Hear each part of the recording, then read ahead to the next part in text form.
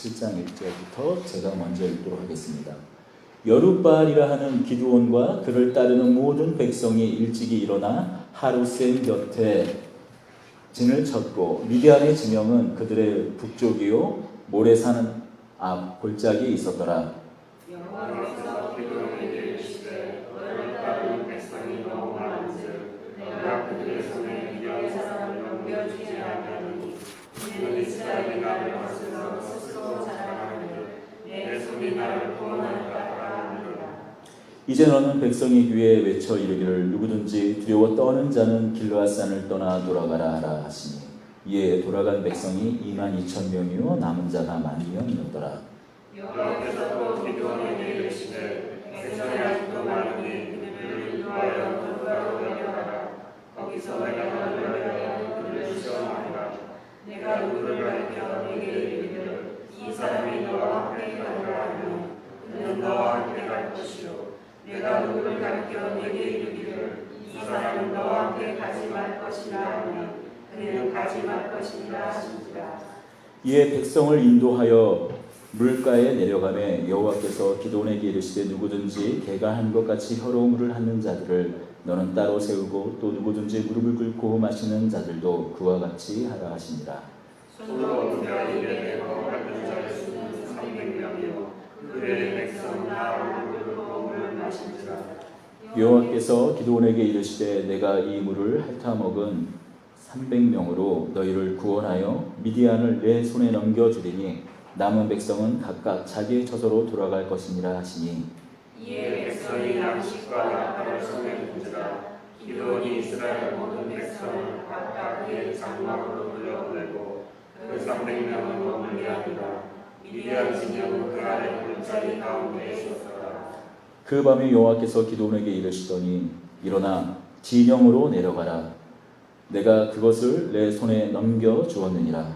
만일 네가 내려가는 두려워하거든 네와 돌아와 그 진영으로 내려가서 그들이 하는 말을 들으라. 그 후에 내 손이 강하여져서 그 진영으로 내려가리라 하시니 기드온이 이에 그 부하 불화와 함께 군대가 있는 진영 근처로 내려간즉 미디안과 아말렉과 동방의 모든 사람들이 골짜기에 모았는데 메뚜기의 많은 수와 같고 그들의 벽에서 나가 해변에 모여 기드온이 그곳에 이른즉 어떤 사람이 그의 친구에게 꿈을 말하여 이르기를 보라 내가 한 꿈을 꾸었는데 꿈에 보리떡 한 덩어리가 미디안 진영으로 굴러 들어와 한 장막에 이르러 그것을 쳐서 무너뜨려 위쪽으로 엎으니 그 장막이 쓰러지더라. 그의 친구가 대답하여 이르되 이는 다른 것이 아니라 이스라엘 사람 요아스의 아들 기드온의 칼이라. 하나님이 미디안과 그 모든 진영을 그의 손에 넘겨주셨느니라 하더라. 아멘. 한 주간 잘 지내셨습니까? 우리 옆에 계신 분들 잘 오셨습니다. 환영합니다. 축복합니다. 한번 할까요? 같이. 안녕하세요. 잘 오셨습니다. 환영합니다. 축복합니다. 오늘 7장 1절은 여룻바알이라 하는 기드온으로 시작합니다. 우리가 지난주 혹시 말씀을 잠깐 기억합니까? 우리가 계속 사사기를 강의로 나누고 있는데요. 기드온은 어떤 사람이었습니까? 끊임없이 하나님을 시험하는 사람 아니었습니까? 하나님을 시험하는데 무엇으로 시험을 했다고요? 예배로 시험을 했습니다. 제사로 시험을 한 거예요. 우리가 하나님을 시험하는 그 장면이 성경에 크게 두 군데에서 나오죠. 사실 사사기 여기서 나오고 또 열왕기상 18장에 나옵니다. 언제요? 갈멜산에서 엘리야와 그리고 바알과 아세라 선지자를 섬기는 850명의 거짓 선지자들이 누가 참된 신인가를 놓고 우리가 시험하는 장면이 나오지 않나요? 그러니까 어떻게 후자 엘리야가 하나님을 시험하였던 것은 그때는 어떤 전쟁을 위한 것이라면 누구와의 전쟁? 바알 신이 아세라 신이 참신이냐 하나님이 참신이냐 것을 그것을 겨루기 위한 것이라면 지금 기드온이 하나님을 이렇게 시험하는 장면은 어떤 거였다고 말했죠? 하나님의 하나님 되심을 시험하는 거죠. 그 중에서도 하나님을 시험하는 것 중에 아주 하나님에 대한 본질적인 요소, 그 제사를 놓고 시험을 하는 것입니다. 예배를 놓고 시험하는 거죠. 하나님, 당신이 정말 참 하나님이 맞으며 진짜 우리를 애굽에서 건져내고 우리를 이끌어내신 하나님이 맞다며, 그리고 홍해를 갈라서 우리를 구원내신 하나님이 맞다며 내 제사를, 내 예배를 연락하라는 것이죠. 근데 하나님께서 어떻게 하십니까? 오히려 그 무교병과 그 제물 위에 국을 구우라고, 제 엘리야 때 엘리야가 그 갈멜산에서 제단을 쌓아 어떻게 하죠? 나무 단에 물을 그냥 쏟아부었던 것처럼 하나님께서 마치 그와 같이 국을 쏟아부으라 라고 말하시고 그것을 바위 위에서 불살라버리는 거죠. 연락하신 겁니다. 기드온이 그때야 비로소 자신 앞에 나타난 그 여호와의 사자가 하나님의 사자인 것을 알아보고 어떻게 합니까? 하나님의 그 거룩한 존존 앞에 자신이 낱낱이 자신 안에 있는 그 불신앙이, 하나님을 신뢰하지 못하는 그런 그 모든 것이 나타나고 드러나자 이제 나는 죽었소이다 하며 말하지만 하나님께서 두려워하지 말라고, 안심하라고 말하지 않습니다. 그때 기드온이 그 단을 뭐라고 말합니까? 여호와 샬롬이라고 말합니다. 그 하나님의 그 임재의 현장을 여호와 샬롬이라고 말하는 것이죠. 정말 하나님의 이름은, 하나님의 성호는 참 많은 다양한 이름으로 계시가 되었습니다. 먼저 아브라함에게는 준비하신 하나님 여호와 이레라고 계시되었고, 또 어떻게 해요? 애굽을 홍해를 가르고 아멜렉과 전투할 때는 여호와는 나의 깃발이다 해서 어떻게 승리의 깃발 되신 하나님에 대해서 여호와 니시로 하나님의 이름을 계시하지 않았습니까? 지금 이 현장, 오히려 하나님께 다투고 하나님과 싸우는 이 현장은 오히려 하나님에 대한 불신앙으로 어떻게 보면 죽어 마땅한 하나님의 그 어미하심과 그 하나님의 그 거룩하심 앞에서 불신앙을 드러내었던 기드온이 죽을 수밖에 없었고, 하나님과 평안을 누릴 수 없는 그 현장이 오히려 어떻게 해요? 하나님께서 그 연약함을 꾸짖고 하나님께서 그 연약함을 정죄하지 않으시고 오히려 화평을 선포하신다는 것이죠.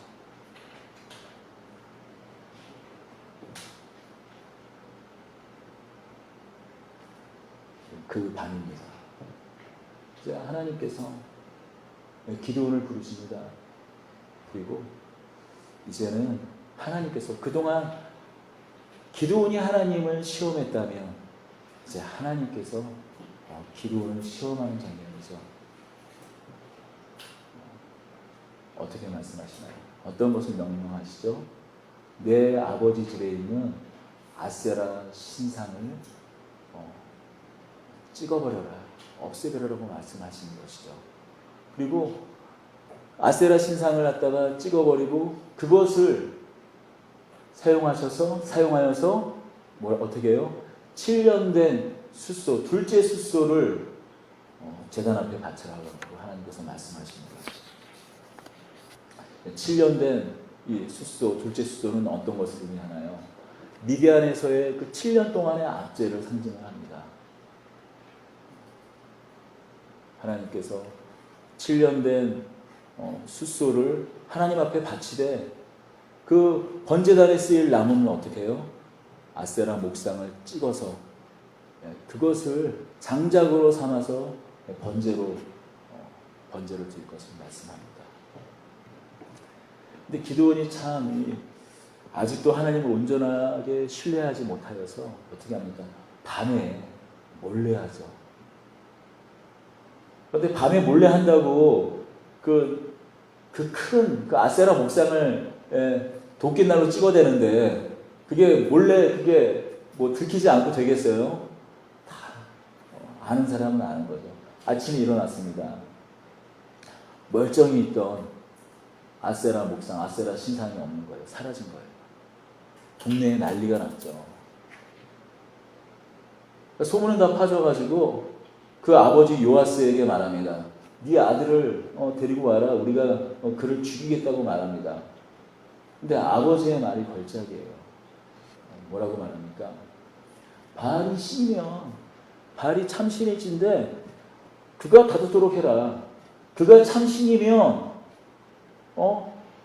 그 아세라를 찍은 그 기드온을 내 아들을 그냥 내버려 두겠느냐? 이게 틀린 말 아니잖아요. 사람들이 돌아가면서 한마디씩 하죠. 바알이 기드온과 다투었다 해서 기드온의 별명을 여룻바알이라고 지어줍니다.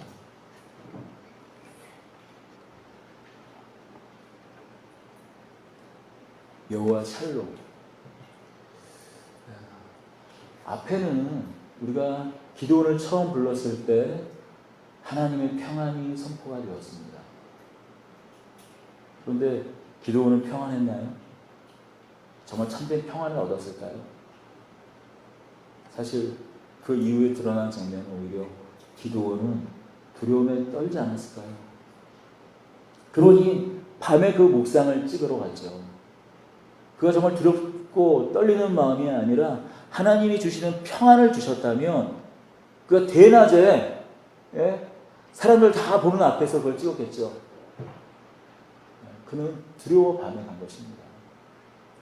여러분, 우리가 생각을 할 때 우리가 하나님의 평안이 선포되는 현장, 하나님의 샬롬이 선포되는 현장, 하나님과의 화평이 선포되는 현장이 아무 일 없는 평안하다 평안하다 그 눈 그윽이 뜨고 그 뭔가 이렇게 약간 뭔가 눈 개슴츠하게 뜨고 뭐 이렇게 명상에 잠긴 듯한 모든 것이 만족된 듯한 그런 현장일까요?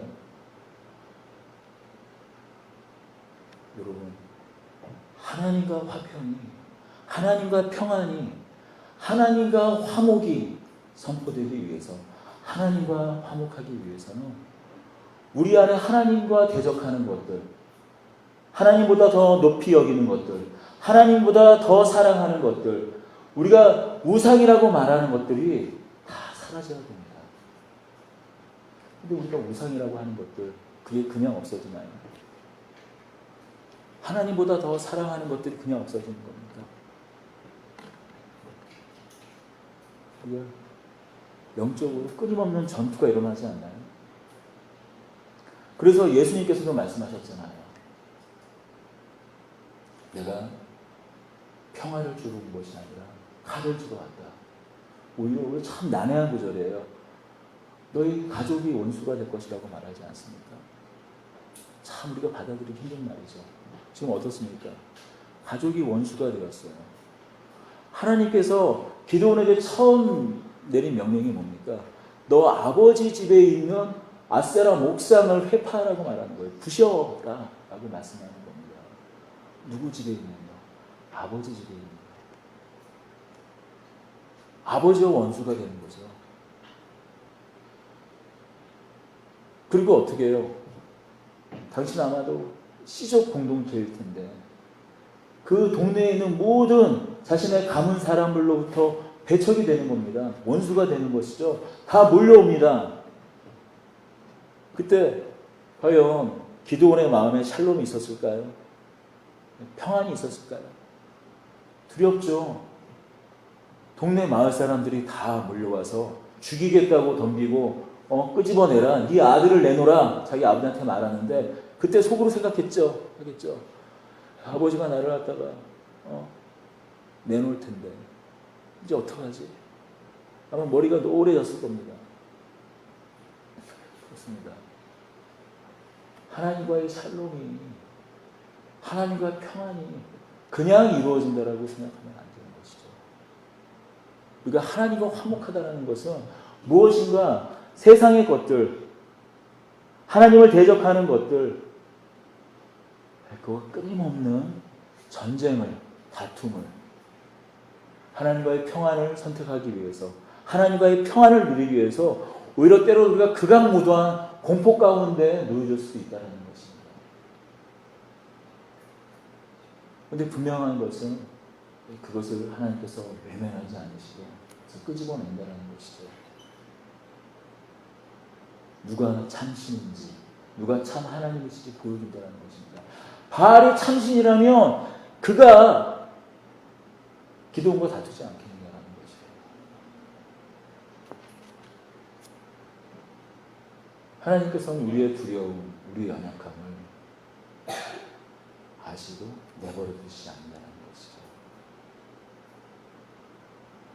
어쩌면 기도원의 아버지 집은 앞서서 그 므낫세 중에 또 엘리에셀 가문 중에 가장 작은 자라고 말했지만 아마 유력한 집안이었던 것 같아요. 그러니까 집집마다 아세라 목상을 다 두진 않았을 거 아니에요. 아마도 그 집안, 그 지역을 대표해서 아세라 신을, 바알과 아세라 신을 섬기는 그 제단을 가지고 있던 집이었던 것 같습니다. 그러면 자기 자식이 그렇게 아세라 목상을 갖다가 그 집안을 대표하여서 자기가 그걸 제단을 갖고 있는데 그것을 회파를 하면 그 아버지가 분노해야 했을 텐데 하나님께서 그 아버지에게 지혜의 마음을 주셔서 깨닫게 해주시는 것이죠. 우리가 참으로 그렇습니다. 사실 우리가 저 말 못하는 부처상 앞에 때로는 마을 입구에 있었던 우리가 뭐 어렸을 때나 지금도 오래된 마을 같은 데 보면은 마을 입구에 그 나무에 치렁치렁 선앙당이라고 하죠. 이렇게 색색이 천들을 걸어놓고 섬깁니다. 사실 빌어도 답이 안 나오는 걸 뻔히 알면서도 그것을 섬기는 것이죠. 그런 답 없는 인생들에게 하나님께서 찾아오시는 것입니다. 그리고 부르시는 것이죠. 큰 용사를 하고 하나님께서 부르시는 것입니다. 그때 가을 추수할 때가 되어서 미디안이 쳐들어옵니다. 오늘 본문 읽진 않았지만 그 앞서 보면 정말 아주 메뚜기 같이 동방 사람들과 연합군을 이루어서 낙타떼를 이끌어서 가을 추수할 때가 되어서 미디안이 쳐들어옵니다. 나중에 8장에 보면 그 수요가 몇 명이었냐면 13만 5천 명이에요. 13만 5천 명이 모래산 옆에 골짜기에 진을 치고 지금 이스라엘을 침략하려고 이스라엘 그 평화가 이제 비옥해진 이제 추수를 앞두고 있는 또 앞서서 보면은 이미 기드온이 추수를 하지 않았나요? 이미 추수를 어떤 곳은 아마 추수를 앞두고 있었을 테고 많은 곳에서 지금 추수를 해서 창고에 그득하게 아마 쌓여 있었을 그 당시에 미디안이 그 추수한 곡식들을 약탈해 가려고 쳐들어온 것입니다.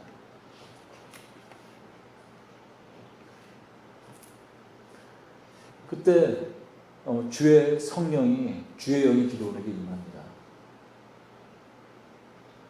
그런데도 여전히 기드온은 두려움에 떠는 거예요. 그러니까 우리가 좀 잘 이해가 안 되는 부분이 뭐냐면 어떻게 주의 영이 임하였는데 우리가 두려움에 떨 수 있는가라는 거예요. 어떻게 주의 영이 임하였는데 주의 성령이 임하였는데 주의 성신이 임하였는데 두려움에 떨 수 있느냐라는 거예요. 그런데 사실 우리가 그렇지 않습니까? 여러분 우리 안에 성령이 계실까요? 우리 안에 주의 영이 임하였을까요? 임하지 않았을까요? 여러분 많은 분들이 우리가 성령 이렇게 성령을 주십시오 이렇게 기도를 하지만 이게 좋은 기도예요. 성령을 충만케 해달라는 기도인데 사실 우리가 이미 안에서 성령이 다 우리 안에 내주에 계세요. 여러분 성령이 임하시지 않으면 예수를 예수라 할 수 없는 거예요. 여러분 우리가 어떤 사람들이에요? 사실 우리는 이성과 경험과 합리, 이 과학을 초월한 사람들입니다. 말이 안 되는 거를 믿는 사람이에요. 왜요? 여기 혹시 홍해가 갈라진 것을 믿지 않는 분이 계시나요? 먼 옛날 이스라엘 백성들을 구출하실 때 홍해를 갈른 그 사건이 믿어지지 않는 분 계시나요? 여호수아가 가나안 땅에 이르렀을 때 제사장들이 요단강에 첫 발을 딱 내딛었을 때 요단강이 계속 거꾸로 물벽을 치며 거슬러 올라갔던 것이 믿어지지 않는 그런 분이 계시나요? 아니, 이제 2000년 전에 예수 그리스도께서 십자가에 못 박히셔서 죽으셨다가 3일 동안 숨이 끊어졌다가 다시 살아나신 이 사건이 믿어지지 않는 분 계시나요? 다 믿는 사람들 아닙니까? 여러분, 어떻게 중력을 거슬러서 갈라진 홍해가 어떻게 갈라질 수 있어요? 집에 욕조에다 물을 받아놓고 그냥 계속 그냥 한번 손으로 한번 퍼보세요. 다시 메꿔지지. 어떻게 죽은 사람이 다시 살아납니까? 우리의 경험, 우리의 이성, 우리가 과학이라고 말하는 것들, 그런 것들이 어떻게 믿어져요?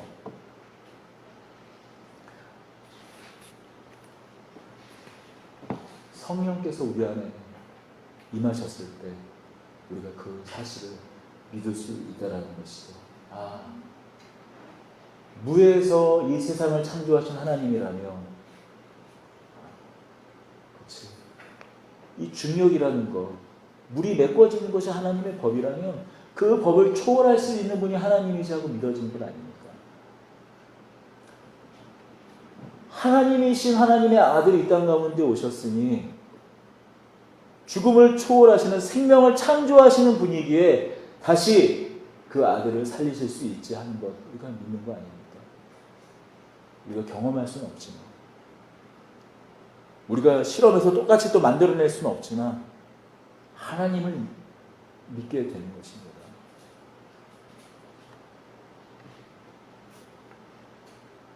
그런데 그렇게 해서 우리가 예수님을 믿지만, 하나님을 믿지만, 솔직히 어떻습니까? 우리가 기도하는데 기도가 응답되지 않고 우리가 어려움을 빠지면 끊임없이 우리가 사실 하나님에 대해서 회의를 느끼고 하나님 정말 살아계신 거 아니냐고, 그냥 어떻게 예수님 믿고 하나님 믿게 돼서 주일마다 발걸음은 교회 예배당에 가긴 하지만 정말 우리가 또 믿으면서도 불신 가운데 빠지기도 하잖아요. 이미 성령이 우리 안에 내주에 있는데도 불구하고 우리가 때로는 불신에 빠질 수가 있다는 것이죠. 그러니 우리가 때로 충만할 때 믿음 없어 보이는 형제들을 향해서 정죄할 것이 못다는 것이죠. 우리도 좀만 시험에 어려움에 빠지면 마치 기드온이 13만 5천 명 그 앞에 빠지면 또다시 하나님을 시험하는 그런 지경에 빠질 수밖에 없는 거예요. 하나님은 어떻게 시험합니까? 손뭉치를 하다가 내일 새벽에 아침에 이슬이 이렇게 맺힐 때 손뭉치만 젖게 하고 주변 땅은 마르게 해주십시오. 그러면 제가 하나님께서 저와 함께 하신 것을 믿겠습니다. 그게 다시 한번 하나님을 시험을 하죠. 다음날 새벽 이른 아침이 됐습니다. 어떻게 해요? 정말로 그 양털로 만들어진 송뭉치만, 양털로 만든 그 덩어리만 정말 한 대접 한 그릇 가득 물이 짜질 정도로 젖고 주위는 말라 있는 거예요. 그때 아직도 확신을 못하고 어떻게 또 시험합니까? 그치? 주변에 습기를 다 이렇게 송뭉치가, 양털 뭉치가 다 빨아들여서 주변에 마를 수가 있지. 이제 거꾸로 주변은 다 그냥 젖어 있고 송뭉치만 마르게 해주십시오. 그러면 제가 하나님을 믿겠습니다라고 하나님 다시 한번 시험하지 않습니까? 어떻게 해요? 그냥 주변은 그냥 진창이 되었을 거예요. 그리고 손만 뽀송뽀송한 것입니다.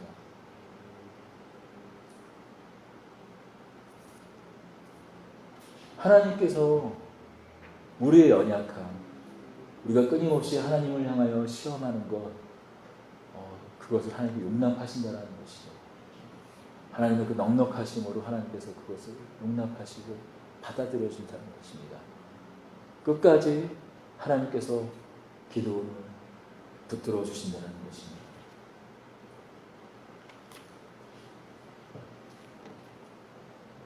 이제 기드온이 아셀 지파, 므낫세 그리고 납달리 지파를 이렇게 다 불러냅니다.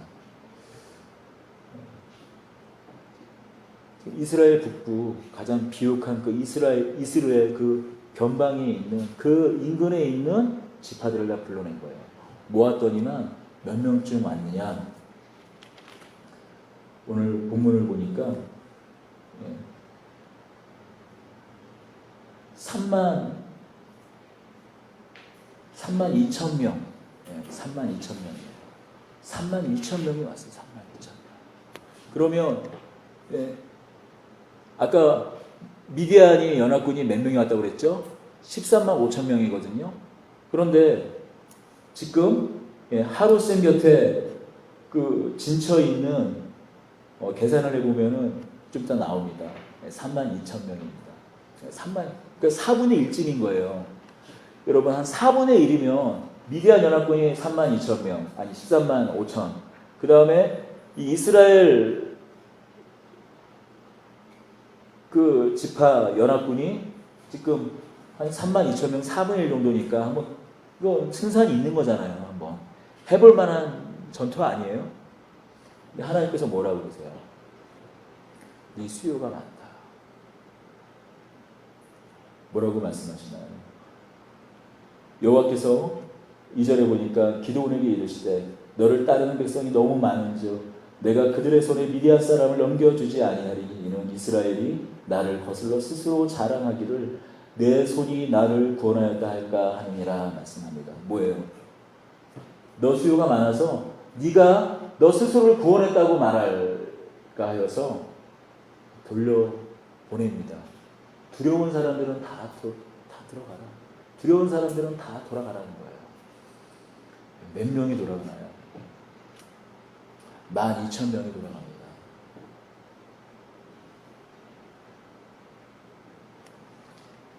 이제 너는 백성의 귀에 이르기를 누구든지 두려워하는 자는 길르앗 떠나 돌아가라 하라 하리니 우리 한번 2절, 3절 한번 같이 읽을까요? 이제 너는 백성의 귀에 외쳐 이르기를 누구든지 두려워 떠는 자는 길르앗 떠나 돌아가라 하시니 이에 돌아간 백성이 22,000명이요 남은 자가 10,000명이었더라. 3만 2,000명에서 22,000명이 돌아가고 10,000명이 남았어요.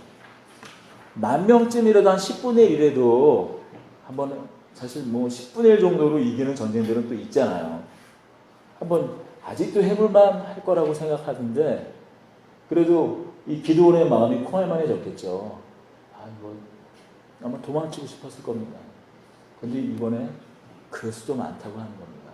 어떻게 이제 말씀하십니까? 하루셈에 물을 먹게 해라. 그래서 엎드려서 물을 먹는 사람들은, 그러니까 개처럼 핥으면서 물을 먹는 사람들은 다 돌려보내고 손으로 떠서 조신하게 먹는 사람들은 남겨두라 하니까 몇 명이 다 엎드려서 그냥 개처럼 핥아 먹었으니까 9,700명이 엎드려서 개처럼 핥아 먹고 남은 300명만이 이렇게 먹었습니다. 하나님께서 말씀하십니다. 손으로 물을 떠서 핥아 먹은 사람만 남겨두고 나머지는 다 돌려보내라고 말하는 것입니다. 여러분 한번 질문을 드릴게요. 왜 손으로 그 물을 핥아 먹은 사람만 남겨두고 엎드려서 물을 먹은 사람은 이렇게 돌려보냈을까요?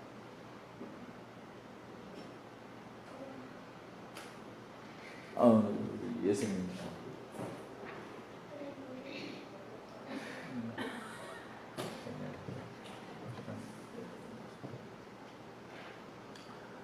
의견이 많습니다. 이렇게 그 300명은 우리가 정말 그 조신하고 전쟁에 있어서 경계가 철저한 사람, 하나님께서 그런 사람들만 남겨둔 것이다 라고 말합니다. 일리가 있는 말인 것 같아요. 그러면은 돌려보내서 엎드린 사람들은 이 도대체 엎드린 게 이게 뭘 의미하느냐에 대해서 의견이 분분해요. 그래서 어떤 랍비는 이렇게 말합니다. 그 엎드린 사람들은 늘상 그 우상 숭배에 길들어져서 아무 때나 그냥 번쩍번쩍 엎드린 사람이다 해서 엎드려서 먹었을 것이다. 제가 지어낸 얘기가 아니라 그런 말씀을 해요. 과연 왜일까요?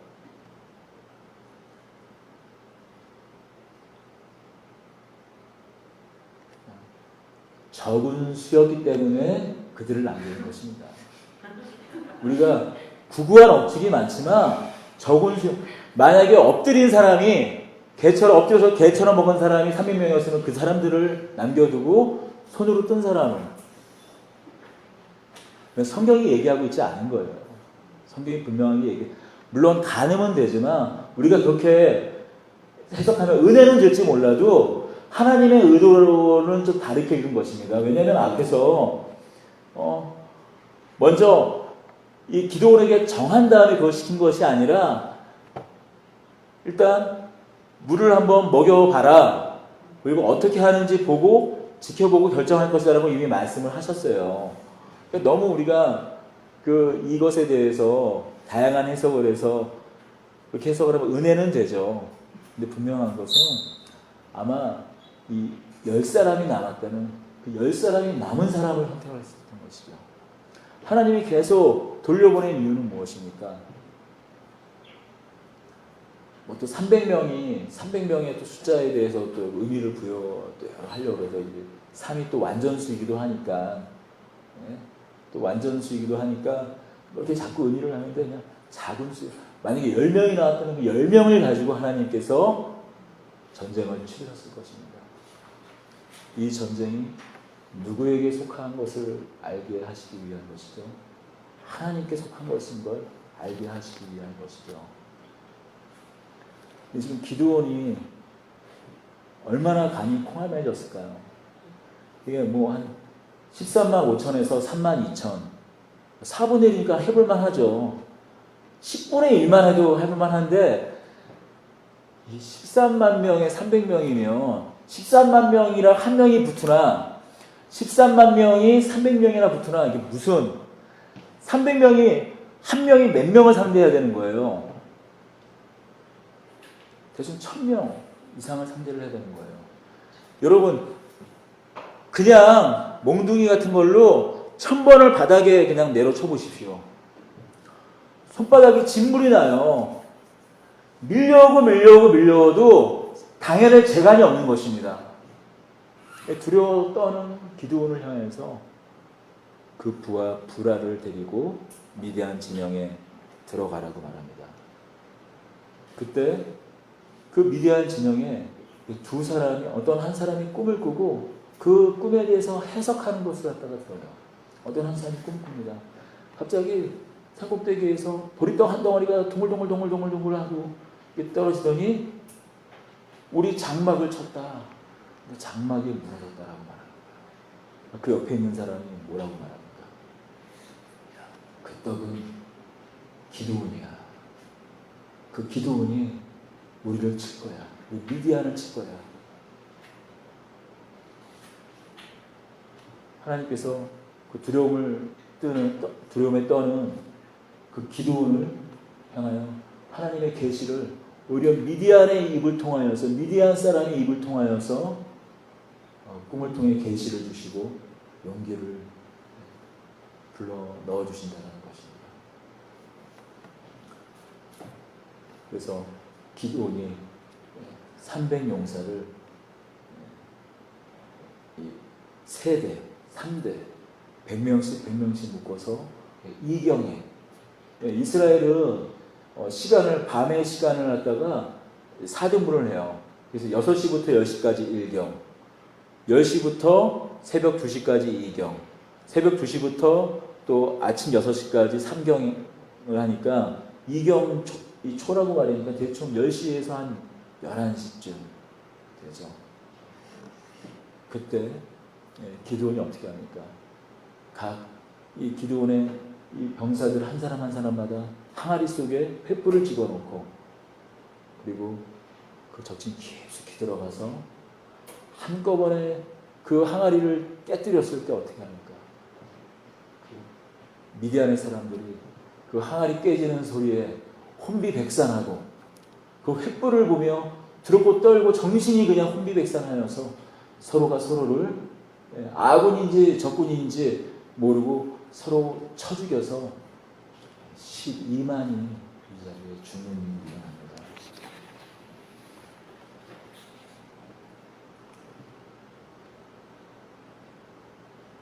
여러분, 우리는 이 기드온의 300용사 사건을 참 우리가 어렸을 때 주일학교 때부터 제일 좋아하는 사건이기도 해요. 사사기 하면 우리가 가장 재밌어하는 사건이기도 합니다. 그래서 우리 이렇게 생각합니다. 이 얼마나 대단한 사람들인가, 이 300명들. 또 기드온은 얼마나 대단한가. 이 300명을 데리고 이 13만 5천의 어마어마한 수요를 이기다니 우리는 그것을 주목하죠. 이 숫자가 적었는데 이 많은 것을 상대하다니. 사실 그렇게 보는 것은 우리가 이 영화 혹시 300이라는 거 기억나시나요? 영화 300 혹시 보셨어요? 그리스의 페르시아가 쳐들어와서 다들 두렵고 떨어서 그 아테네의 사람들을 도와주지 않고 했을 때 스파르타만 또 그 왕과 그 300용사가 그 협곡에서 이 페르시아 그 수많은 수십만의 그 대군을 갖다가 상대하지 않습니까? 거기서 포커스는 어때요? 이 300이라는 수요를 그 어마어마한 대군을 상대하다니 그 사람들을 영웅시하는 것이죠. 과연 하나님께서 이 한 사람 한 사람들을 영웅으로 세우기 위해서 300명을 남기셨을까요?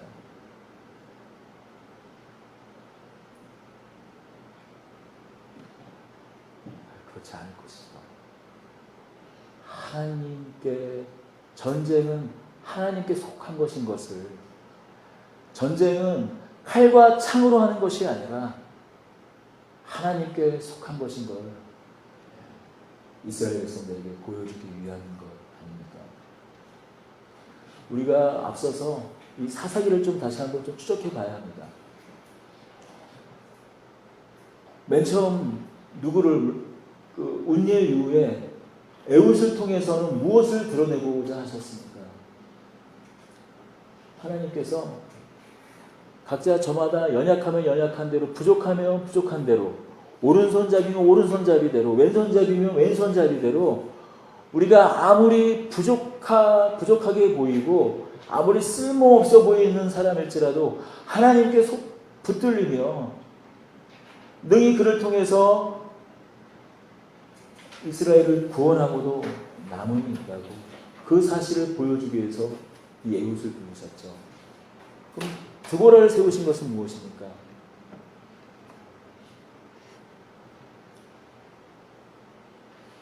어떻게 보면은 가장 천대받는, 가장 연약한, 오히려 보호받아야 할 그 여인을 통해서 이스라엘을 구원하게 하신 것을 통하여서 하나님께서 정말로 약할 때 강함이 되시는 하나님이신 것을 보여주기 위함이셨습니다. 그렇다면 기도를 통해서는 무엇을 보여주십니까? 도대체 무엇을 보여주고자 하신 것일까요? 기도를 통해서, 이 사사 기도를 통해서는 무엇을 우리에게 보여주고 싶으신 걸까요?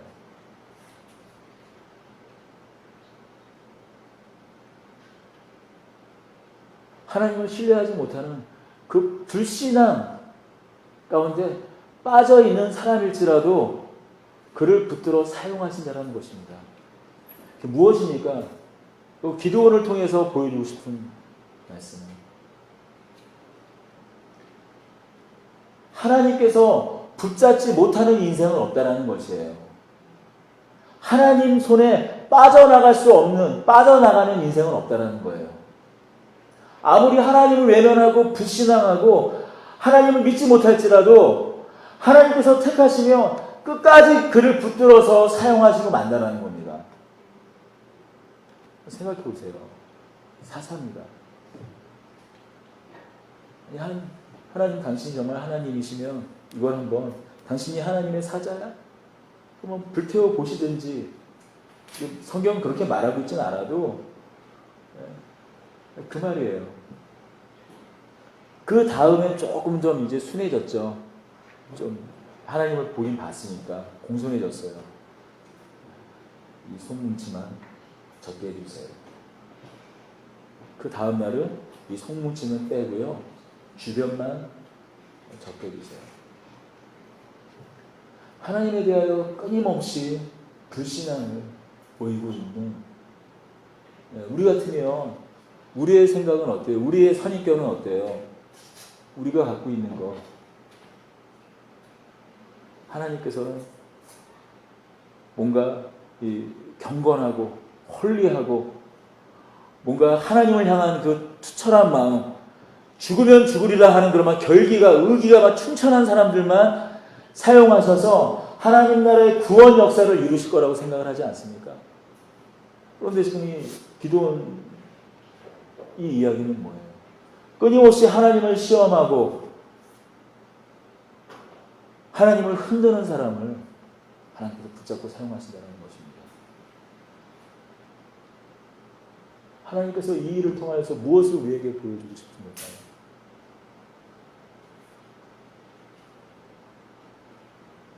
하나님께 제외되는 인생은 없다는 거예요.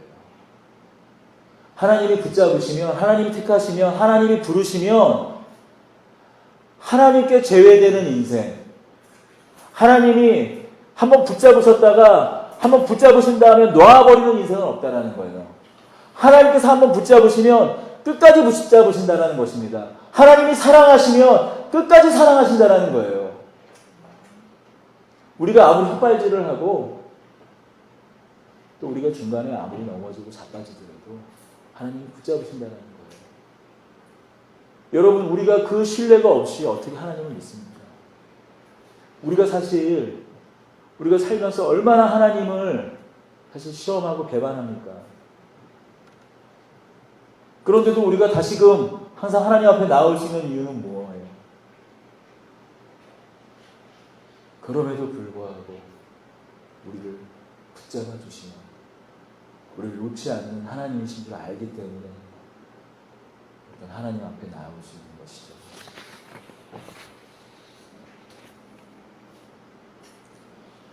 그렇게 하나님께 나올 때 기드온이 자신의 이름을 회복합니다. 기드온 그 이름의 뜻은 배는 자예요. 배는 자. 기드온이라는 이름이 그 이름을 풀이하면 우리도 다 이름이 한자로 이렇게 자기 이름을 이렇게 푸는 걸 한자 뜻을 따져서 푸는 걸 좋아하잖아요. 기드온은 배는 자라는 뜻이에요. 어떻게 보면 그 이름만 따지면 용사죠. 칼로 베는 자니까. 근데 그는 어떤 사람이었어요? 처음 하나님이 그 앞에 나타났을 때 그는 어떤 사람이었습니까?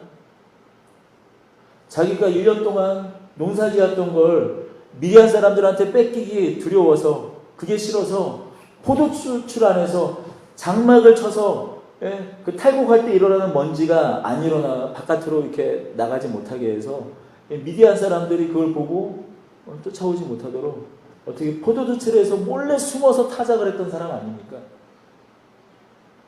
그랬던 그를 하나님께서 한 걸음 한 걸음 그가 끊임없이 하나님을 시험함에도 불구하고 오히려 그 안에 하나님을 향한 담대한 마음을 한 걸음 한 걸음 심어줬던 것이죠. 어떻게 해요? 22,000명을 빼앗았고 22,000명을 돌려보내고 다시 9,700명을 돌려보내고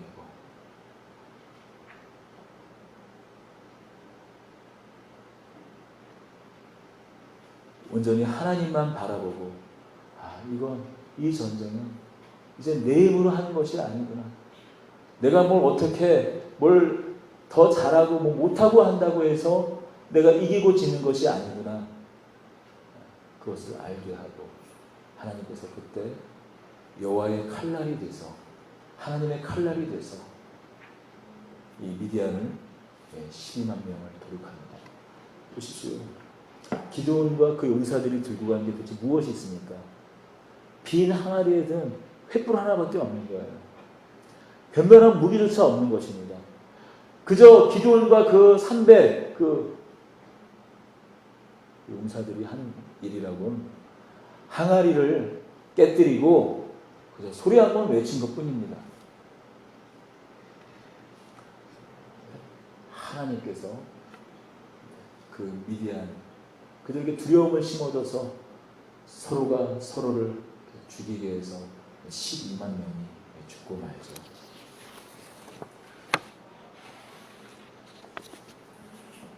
오늘 우리가 기드온의 이 말씀을 통하여서 우리가 다시 한번 용기를 얻기 원합니다. 하나님께서 우리를 붙들어 주고 계십니다.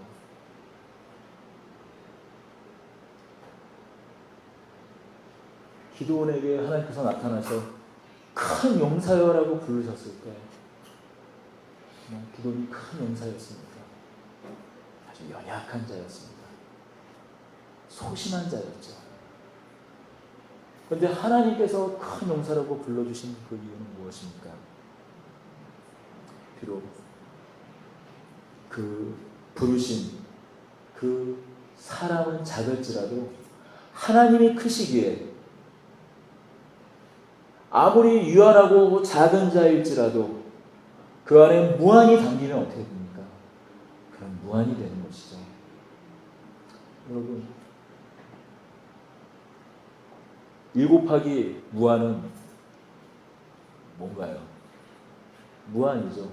3 곱하기 무한은 무한이에요. 더해도 무한이에요.